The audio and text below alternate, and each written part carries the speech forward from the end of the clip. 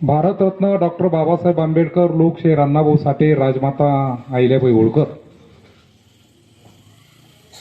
क्रांतीसूर्य महात्मा ज्योतिबा फुले, एकलव्य महाराज अशा महापुरुषांच्या चरणी नतमस्तक होऊन सर्व साधू संतांना साष्टांग दंडवत करून या ठिकाणी प्रामुख्याने आपल्या महालगाव गट, महालगाव पंचायत समिती गण आणि नागमठाण पंचायत समिती गण या निवडणुकीच्या प्रचाराच्या निमित्ताने श्री क्षेत्र भगूर या ठिकाणी प्रामुख्याने ज्यांनी आता आपले विचार मांडले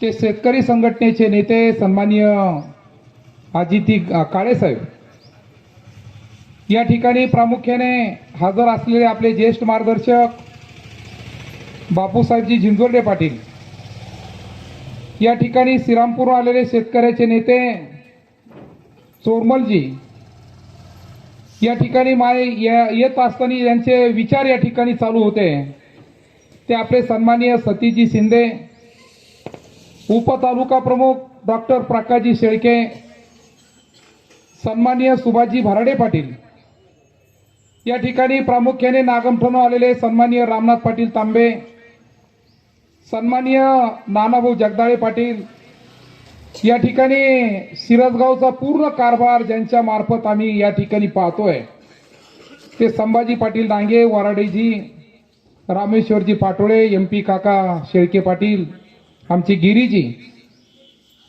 आमचे सन्माननीय मंगेश भाऊ गायकवाड, कैलासजी बनकर, या ठिकाणी प्रामुख्याने हजर असलेले आपल्या गावातील ज्येष्ठ सन्माननीय सुरेशदादा चव्हाण, बाळूआबा चव्हाण, मारुतीदादा जाधव, गोरख पाटील चव्हाण, सन्माननीय नामदेव पाटील जाधव, गोविंद पाटील काळे, दत्तू नाना मोरे, चंदूभाऊ सुरासे, गोरखभाऊ काळे, डीबी मोरे, काकासाहेब बुट्टे, राधाकिसन सरोदे, काकासाहेबजी चव्हाण, शरद पाटील चव्हाण, अनिल पाटील चव्हाण, सुनील पाटील चव्हाण, सोमेश्वरजी जाधव, राजाराम जाधव, महिला आघाडीच्या सौभाग्यवती मालतीताई चव्हाण आणि सर्व लाडक्या बहिणी, या ठिकाणी प्रामुख्याने हजर असलेले आमचे रमेश आप्पा चव्हाण, काकासाहेबजी मोरे, संजय मोरे, रामभाऊ बुटे, अनिल भाऊ चव्हाण आणि आमचं या शाखेचं काम पाहणारे या ठिकाणी प्रामुख्याने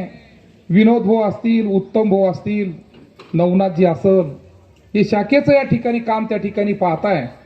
19 अजून आलेले सन्माननीय सरपंच किसन भाऊ शिंदे पाटील, त्यांच्यासोबत असले सर्व पदाधिकारी, या ठिकाणी प्रामुख्याने गावातील सर्व ज्येष्ठ, गावातील सर्व युवक, पत्रकार मित्र, बंधू आणि भगिनो, आमचे शिवाजी काका सावंत या ठिकाणी हजर झाले.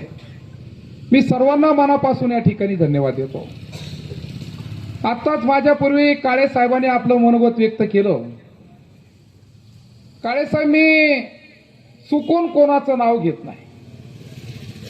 मी माझं काम, माझं 25 वर्ष, माझे 6 वर्ष आमदारकीचे, माझा विकास, माझे रस्ते, माझा कारखाना, माझं रामकृष्ण गोदावरी, याच्या पलीकडे मी डॉक्टर साहेबालाही सांगितलं तर डॉक्टर साहेब, आपण कोणावरती टीका टिप्पणी करण्यापेक्षा आपण जनतेला काय दिलं एवढं जरी प्रामुख्याने त्या ठिकाणी आपण जर लक्षात जर घेतलं तर मला वाटतं खूप काम होईल.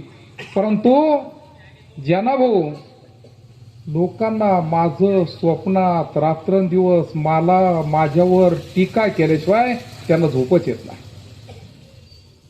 येऊन जाऊन रमेश बोरणारे दिसतोय. हो, या जनतेने 60,000नी मला निवडून दिलं पहिल्या वेळेस, दुसऱ्या वेळेस 42,000नी निवडून दिलं. एवढी थोबाडा चापट मारून सुद्धा हे लोक परत जिथल्या तिथं मांजरी सारखी पायरूच उभा राहतात. यांना दुसरा शब्द नाहीये.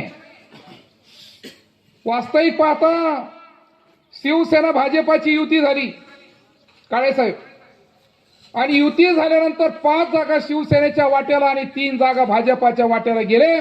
पहिल्या दिवशी आम्ही निर्णय घेतला का कुणी कोणाच्या विरोधात उमेदवार द्यायचा नाही. परंतु जो लोक मला गद्दारीचा शब्द वापरता, आपण किती पैसे खर्च केले, आपण किती पैसे घेतले, आणि आज इकडं उद्या तिकडं खालच्या भाषेत जर जायचं ठरलं तर साहेबांनी सांगितलं काहीतरी बाईचं नाव घेतलं. यांचंच वाक्य आहे काळे साहेब, 1000 कोटी रुपये जरी दिले तर आम्ही उद्धव ठाकरे साहेबाला सोडणार नाही, यांचं वाक्य आहे. मग किती पैशाची जोडाजाडी झाली म्हणून तुम्ही तिकडे बीजेपी मध्ये गेले, हाही प्रश्न जनतेने त्यांना विचारला पाहिजे. मी तर प्रामुख्याने सांगेल का मी गेल्या 30 वर्षापासून शिवसेनेचं काम करतोय, 27 वर्ष पदाधिकारी म्हणून काम करतोय. मी धनुष्यबाण सोडला नाही, मी बाळासाहेबांचे विचार सोडले नाही. आजही मी बाळासाहेबांचे विचार घेऊन त्या ठिकाणी चालतोय. माझा नेता एकनाथरावजी शिंदे साहेब सुद्धा बाळासाहेबांचे विचार घेऊन त्या ठिकाणी पुढे चाललेले आहे. परंतु तुम्हाला रात्रंदिवस दुसरं कामच नाही.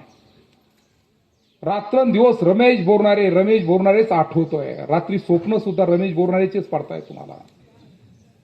मी जनतेला एक प्रश्न या ठिकाणी विचारणारे, भगूर असू द्या, एकुडी सागज असू द्या, महालगाव असू द्या, सिरसगाव असू द्या, जातेगाव, टीबी, कौटगाव, नागमठाण, आवलगाव, हमरापूर, बाजाठाण, चेंडूफळ, शेनीदेवगाव, गाडे पिंपळगाव, माळी घोगरगाव, वक्ती, पानवी, ह्या गावाचं जे सर्कल या ठिकाणी आहे, तुम्ही ज्यांना 20 वर्ष त्या ठिकाणी झेडपीचं मेंबर म्हणून त्या ठिकाणी पाठवलं, कधी आपण कधी आपला जवळचा, काय केलं? एक रस्ता केला नाही, एक रस्ता. मी जर या ठिकाणी जेवढ्या गावाचे नावं त्या ठिकाणी घेतले, मी सर्वांना फेसबुक आणि व्हॉट्सअपद्वारे सांगणार आहे का जर खऱ्या अर्थाने रमेश बोरणारेंनी जर तुमच्या दळणवळणाचे रस्ते सुरू केले असतील तर तुम्ही शेतकरी संघटनेचे आणि शिवसेनेचे जे उमेदवार त्या ठिकाणी दिले, आपण गणेश सुभाषराव तांबे पाटील, त्यांना त्या ठिकाणी निवडून दिलं पाहिजे. आणि जर तुम्हाला विकासात समजला नाही तर तुम्ही आंधळेपणाचं सोंग घेऊन मारा शिक्के त्यांना. प्रकाश भाऊ आपलं काही जाणार नाही. परंतु 20 वर्ष मी फेसबुकद्वारे व्हॉट्सअपद्वारे या ठिकाणी मुद्दाम सांगेल आणि सर्वता सर्व सरकारच्या जनतेला आव्हान करील, विनंती करील. आज जसं भगूर गावामध्ये आपण उभा आहे, भगूर फाटेची काय अवस्था होती? 5.5 मीटरचा रस्ता ह्या रमेश बोरणारेंनी केला. माझ्या रस्त्यावरती तुम्ही बोर्ड लावता, थोडं फार शरम तर वाटली पाहिजे. काठी पिंपळगावचा रस्ता 5.5 मीटरचा रमेश बोरणारेंनी त्या ठिकाणी केला. एकुडी सागजापर्यंत डांबरीकरणाची परिस्थिती काय होती ती रमेश बोरणारेंनी त्या ठिकाणी केली. अक्षरशः काळे साहेब या वैजापूर तालुक्यामध्ये जाळं विणण्याचं काम केलं. कोणत्याही गावाला जा तुम्ही, कोणत्याही गावाला, एक गाव शिल्लक मी ठेवलं नाही, एक गाव शिल्लक ठेवलं नाही. प्रत्येक गावाला डांबरीकरणाचं काम केलं. आणि माझ्या अगोदर 19च्या अगोदर काय परिस्थिती होती? सायकलची घंटी सोडून सगळंच वाजायचं, अशी परिस्थिती भयान. सुभाष भाऊ है ना, आज तुम्ही मला सांगा तुमचं कोणतं गाव सुटलं हो सर्कलचं? नागमठाण पासून जर आम्ही गेलो, नागमठाण चेंडूफळ दुसरा खराब झाला, परत रस्ता मंजूर केला 234 कोटीचा, आता काम चालू होतंय कॉन्क्रीटचं. बरोबर आहे. बाजाठाण ते कमलपूरला 20 कोटी रुपयाचा पूल त्या ठिकाणी उभा राहतोय, 20 कोटी रुपयाचा. झालं कधी याच्या अगोदर? नागमठाण ते माळी घोगरगाव काम झालं, नागमठाण ते गाडे पिंपळगाव काम त्या ठिकाणी झालं. अक्षरशः 13ला मंजुरी मिळत होती, 13ला काम चालू होतं आमच्या नागमठाणच्या पुलाचं. गणेश भाऊ तांबेंनी 2दा आंदोलन केलं. दोन्ही वेळेस मी हजर होतो. शेतकरी संघटनेचं आंदोलन, मी तिथं गेलो, दोन्ही वेळेस त्या ठिकाणी आंदोलन सोडलं.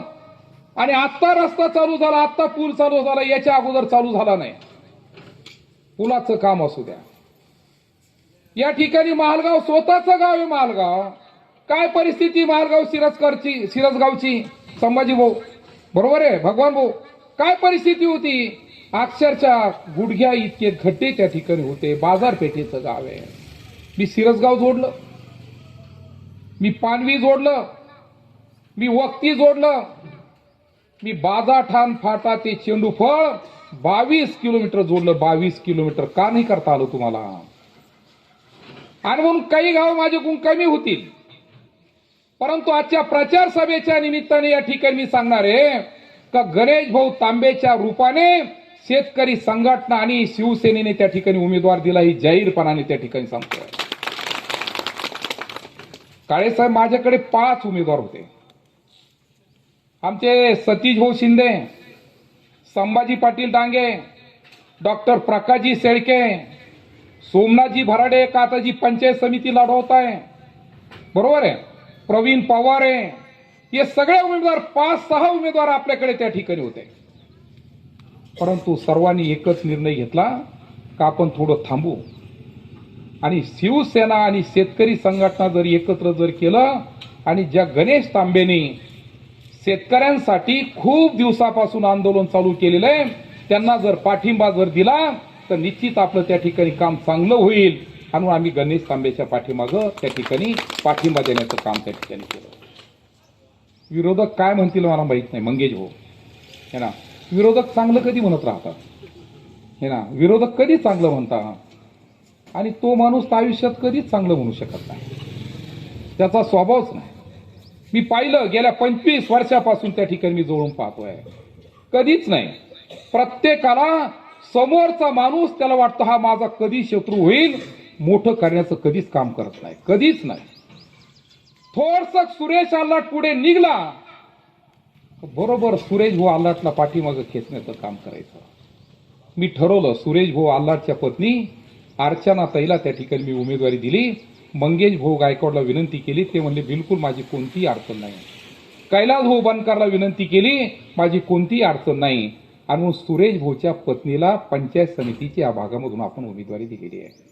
विनंती करणार आहे का इकडे गणेश भाऊ तांबे आणि तिकडे अर्चनाताई पंचायत समितीला हे 2 सिक्के आपल्याला दाबायचे, एक फॅन आणि एक ट्रॅक्टर.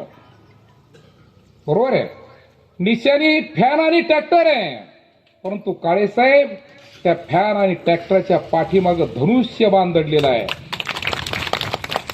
जे एकनाथरावजी शिंदे साहेबांकडून अपेक्षित आहे. या ठिकाणी गणेश भाऊ तांबेने एका राजपूत समाजाच्या पोरांनी, व्यापाऱ्यांनी शेतकऱ्यांचे 2 कोटी 4 लाख रुपये बुडवले. कुणी काही म्हणलं नाही, एक नेता बाहेर आला नाही, परंतु यांनी आंदोलन केलं. मी बाहेर त्या ठिकाणी निघालो आणि महाराष्ट्रामध्ये पहिली केस आहे का गणेश भाऊने आंदोलन केल्यानंतर आमदाराच्या प्रयत्नाने त्या शेतकऱ्याला त्या ठिकाणी 2 कोटी रुपये मिळाले. हे पहिलं आहे. जे समोर बोलताना टंग टंग टंग टंग करताना त्यांना म्हणा हे फक्त तुमच्या 17 गावात जा तिकडं, आणि जर हिंमत असेल ना तर 29ला या माझ्या समोर, या ना, या 29ला या. दुसऱ्याच्या खांद्यावर बंदूक ठेवून त्या ठिकाणी आपण वाजवताय, तुम्हाला समजल काय ते है ना. मी तर म्हणतो गल्लीतलं कुत्रं गल्लीतच राहतं है ना. याच्यापेक्षा वाईट शब्द नाही माझ्याकडे, मी बोलत नाही. परंतु माझ्यावरती टीका करू नये, माझ्यावरती टीका करून बोलत नाही. जर टीकाच करायची होती तर बोर्डावरती बापाचा फोटो का टाकला, बरोबर आहे का नाही. जर खऱ्या अर्थाने जर ते त्यांच्या, बरोबर, माझा फोटो का टाकला बाबा मारुती अण्णा, मला सांगा ना. आता मला खालच्या भाषेत नाही बोलता येत, कारण मला नारायणगिरीजी महाराज आणि रामगिरीजी महाराजच्या संस्कृतीत मी वाहतोय, माळकरी आहे, मला खालच्या भाषेत बोलता येत नाही. पण तुम्ही जी भाषा वापरता ना आमदाराला, ती खालचे लोक सुद्धा सांगता ही भडगळलं म्हणते. आता बरोबर आहे, नाही बोलू, कोणावरतीच बोलू नाही, टीका नाही करू. मैक आला म्हणजे काही नाही बोलायचं. आणि म्हणून आज फेसबुक आणि व्हॉट्सअपच्या माध्यमातून प्रकाश भाऊ सर्व ठिकाणी जाऊ द्या. मी उद्या 2 ठिकाणी परत सभा घेण्याचा त्या ठिकाणी आपण प्रयत्न करणार आहे. कारण 218 गाव आहे ना, 100-125 गावं झाले काळेसाहेब माझे, तरी दररोज 14 गावं करतोय, दिवस कमी आहे. आणि म्हणून व्हॉट्सअप फेसबुकच्या माध्यमातून सर्व सरकारला सांगतो का जर खऱ्या अर्थाने तुम्हाला रस्त्याचे प्रश्न जर कळले असतील तर तुम्ही रमेश बोरणारेने जे 3 उमेदवार दिले त्यांना त्या ठिकाणी निवडून दिलं पाहिजे. त्यांची निशाणी इकडं पंखा ट्रॅक्टर आणि तिकडं पंखांक बसे रिक्षा आहे ना, रिक्षा आणि वरती फॅन अशी निशाणी त्यांची त्या ठिकाणी आहे. काळेसाहेब खरं तर भगूर असेल, एकुडी सागर असेल, मालगाव असेल, पानवी असेल, सिरसगावचा काही भाग असेल, यांना जर खऱ्या अर्थाने सातबाऱ्याचं महत्व जर कळलं तर भगूरकरांना मी विनंती करणार आहे, रमेश अप्पा, एकही मतदान फॅन सोडून आणि ट्रॅक्टर सोडून जाऊ नये. कळकळीची विनंती माझी. जर तुम्ही रामकृष्ण गोदावरी उपसा जलसिंचन योजनेचं जर रेकॉर्ड जर काढलं तर 2078 शेतकरी आहे. 14 गावं जरी रेकॉर्डला असले 2078 शेतकरी आहे. परंतु वारसाने काळेसाहेब 5000 शेतकऱ्यांचं कर्ज माफ झालं. 5000 शेतकऱ्यांचं. काय सांगते शेतकरी संघटना? कोणासाठी भांडती शेतकरी संघटना? शेतकऱ्यांनी एवढा तरी विचार करा की जिल्ह्यामध्ये 63 जागा आहेत. 63